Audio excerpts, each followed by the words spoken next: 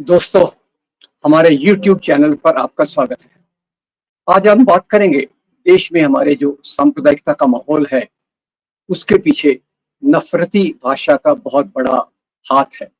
और ये नफ़रती भाषा वही लोग करते हैं जो धर्म के नाम की राजनीति से जुड़े हुए हैं। ये नफ़रती भाषा के कारण समाज के एक तबके को बदनाम किया जाता है। समाज में एक प्रकार से बँटवारा किया जाता है, नफ़रत पैदा की जाती है और इसके कारण समाज में दंगे करवाना आसान हो जाता है।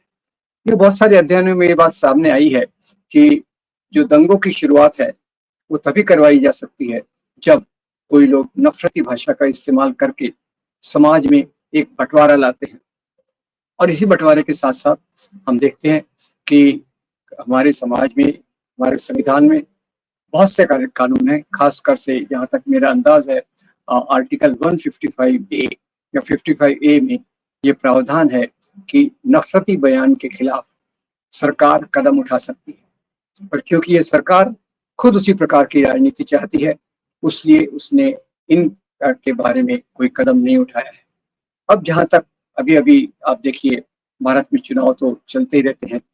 अभी महाराष्ट्र में चुनाव आ रहा है, झारखंड में चुनाव आ रहा है, इसी के पहले हरियाणा में चुनाव हुआ, फिर उसके पहले लोकसभा के चुनाव हुए और हर बार नफ़रती बयानों वाले नए-नए लोग सामने आ जाते हैं और इनकी जो क्रिएटिविटी है, इनकी जो कल्पनात्मक शक्ति है, नफ़रती भाषा को लाने के लिए, वो हर बार एक नया खराब पैगाम ले आती है। अंग्रेजी में इसको डॉग व्हिसल कहते हैं, पर इनके जो नेता हैं, वो काफ़ी चालाक हैं और हर बार नए-नए शब्दों को गढ़ते हैं। अभी-अभी आप देखिए, उत्तर प्रदेश के मुख्यमंत्री ने एक नया शब्द निकाला कि बटेंगे तो कटेंगे। अब इसका क्या मतलब है भई? बटेंगे यानी अगर हिंदू समाज बँट गया, जिस प्रकार से जातियों में और दूसरे वर्णों में है, अगर ये चालू रहा, तो ये लोग हम लोग मारे जाएँगे। किसके हाथ से? दुश्मनों के हाथ से। दुश्मन किसको बनाया जाता है? मुसलमानों को।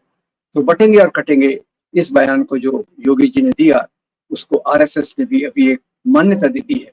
आरएसएस ने मान्यता दे दी है क्योंकि लोकसभा के चुनाव में जब से अब बीजेपी की सीटें कम हो गई हैं, उनका एक मानना है कि ये दलित वोट जो शिफ्ट हुए हैं, जातिगत जनगणना का के नाम पर और जो इंडिया गठबंधन ने जो संविधान को सामने लेकर जो चुनाव लड़ा, उसके कारण कई दलित ये दूसरे संगठनों से हटकर इंडिया गठबंधन के साथ हो गए। इसलिए ये लगातार कह रहे हैं कि हिंदू समाज को जुड़ना चाहिए। अब ये जुड़ने की बात तो हमने देखी है, पर हिंदू समाज को क्यों? पूरे भारतीय समाज को क्यों नहीं? जहाँ तक महात्मा गांधी थे, हमारे देश में जुड़ाव की सबसे बड़ी बात, सबसे बड़ा जो कार्यक्रम किया था, वो महात्मा गांधी के ब्रिटिश विरोधी आंदोलनों ने किया।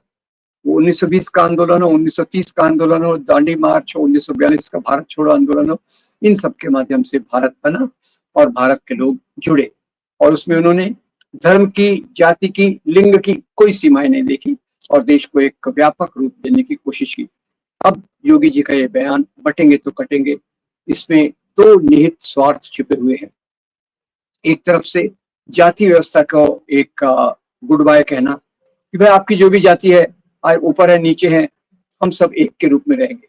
अब बाबा साहब अम्बेडकर ने इसमें कहा था, जाति व्यवस्था का उन्मूलन, इसका उच्चाटन, एनहाइलेशन ऑफ कास्ट, ये एक बहुत-बहुत ज़रूरी चीज़ है और उसी के लिए महात्मा गांधी ने 1932 के बाद बहुत बड़ा आंदोलन छेड़ा था, अस्पृश्यता के खिलाफ और दलितों को समाज में बराबरी का दर्जा देने के लिए उन्होंने बड़े-बड़े आंदोलन किए थे।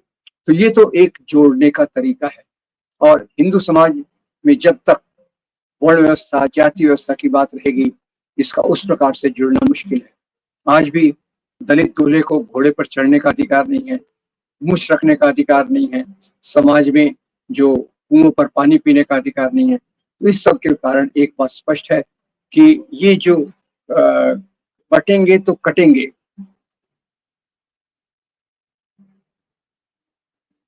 बटेंगे तो कटेंगे, ये जो बात कही गई है, ये बहुत बँटवारे वाली बात है। इसमें किसी प्रकार का कोई अ, देश को जोड़ने की बात नहीं है, जो आज़ादी के आंदोलन में हुई। तो अभी ये एक तरफ हो गया, इसके माध्यम से आरएसएस ने भी इसको स्वीकृति दे दी है और कई लोग अपनी बातों में इसका इस्तेमाल कर रहे हैं। ये एक बात है।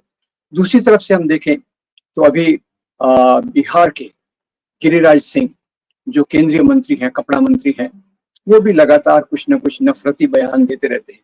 अभी अभी उन्होंने एक बयान दिया कि अगर कोई मुसलमान आपके गाल पर एक थप्पड़ मारे तो आप सब मिलकर उसको 100 थप्पड़ मारो।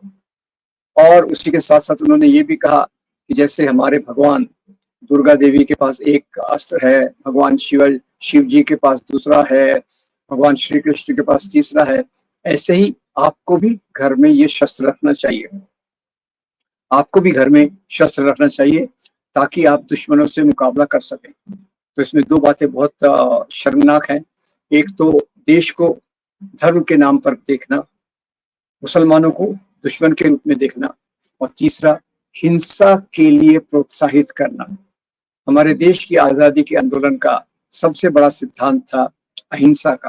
अहिंसा वो सिद्धांत था जिसके माध्यम से महात्मा गांधी ने पूरे देश को जोड़ा। आज उसी अहिंसा के खिलाफ खुलेआम इस प्रकार की बातें चल रही है। सुनने में आया है कि गिरिराज सिंह के खिलाफ एक मुकदमा भी दायर किया गया है, और वो मुकदमे में क्या फर्क पड़ेगा, क्या असर आएगा, ये देखने की बात है। और तब तक ये बात कि किसी ने आपको एक थप्पड़ मारा, दुश्मन ने, मुसलमान ने, तो आप उसको 100 थप्पड़ मारिए, ये एक शर्मनाक बात उन्होंने कही है, जो नफरत वाली बात है, जो देश को बांटने वाली बात है, और उसको कितनी सजा मिलेगी ये हम देखना चाहेंगे। तीसरी ओर इन नेताओं को जो हिंदू राष्ट्रवाद में मानते हैं, वो अलग अलग तरीके से देश के बंटवारे की बात करते हैं। अब महाराष्ट्र में चुनाव आ रहे हैं, तो महाराष्ट्र के उप मुख्यमंत्री जो भारतीय जनता पार्टी से हैं, देवेंद्र फडणवीस, उन्होंने अपने बयान में इसी प्रकार से हिंदू मुसलमान को आपस में बांटने का काम किया है। उन्होंने कहा, अब ये भाषा का खेल है, देखिए कितना चालाक खेल है। फडणवीस जी कहते हैं कि हमने अपने युद्ध का शंखनाद किया है और वो लोगों ने अपने लड़ाई का ऐलान किया है। अब ऐलान निश्चित रूप से एक उर्दू शब्द है जिसको मुसलमानों से जोड़ा जाता है, और इंडिया गठबंधन को वो ज्यादातर मुसलमान परस्त कहते हैं और खुद को हिंदू हित की रक्षा करने वाले लोग कहते हैं। मेरा ऐसा लगता है कि इस प्रकार के जो बयान, नफरती बयान भारतीय जनता पार्टी के कैंप से आ रहे हैं, वो देश का पूरा पूरा बंटवारा करने वाले हैं, देश के लिए बहुत खतरनाक है। और हमें ख्याल रखना चाहिए कि इसी प्रकार के नफरती बयानों से बाद में देश का बंटवारा होता है, और वो बात दंगे करवाने के कारण होता है। हमें तो अपने देश को एक रखना है। हम हिंदू हों या मुसलमान हों या सिख हों या ईसाई हों या जैन हों या बुद्ध हों, हम सब भारतीय हैं। और इसके आधार पे, धर्म के आधार पे किसी को दुश्मन मान लेना, और धर्म के आधार पे कहना कि आप अपने हथियार रखिए जैसे आपके देवताओं के पास होते थे, ताकि आप इन मुसलमानों का सामना कर सकें, दुश्मनों का सामना कर सकें, ये बहुत निंदनीय बात है, ये बहुत घृणा से पूर्ण बात है, ये बहुत बंटवारे वाली बात है। मैं उम्मीद करता हूँ कि गिरिराज सिंह पर जो मुकदमा दायर किया गया है उसको ईमानदारी से लड़ा जाएगा, और इनके खिलाफ जो कार्रवाई बनती है देश के तोड़ने वाली वो कार्रवाई की जाएगी, ताकि भविष्य में नेता लोग इस प्रकार के बयान न दें और भारतीय संविधान के रास्ते पर चलने के लिए पूरी तौर से प्रतिबद्ध रहे।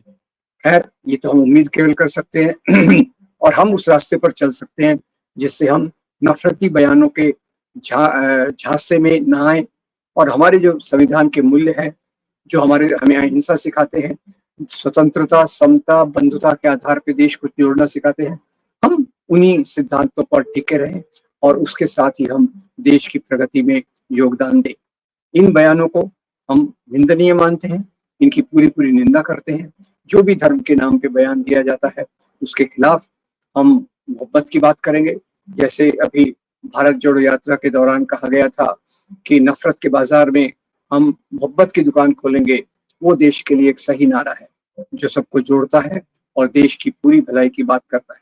तो उसी रास्ते पर चलकर हमको एक अच्छा देश बनाना है, और उसमें ये जो रुकावट है धर्म के नाम की राजनीति, इसको पूरी तौर से रिजेक्ट करके उस राजनीति का समर्थन करना जरूरी है जो लोगों की जरूरतों की बात करती है, रोटी कपड़ा मकान की बात करती है, और उस आधार पर देश को आगे ले चलती है।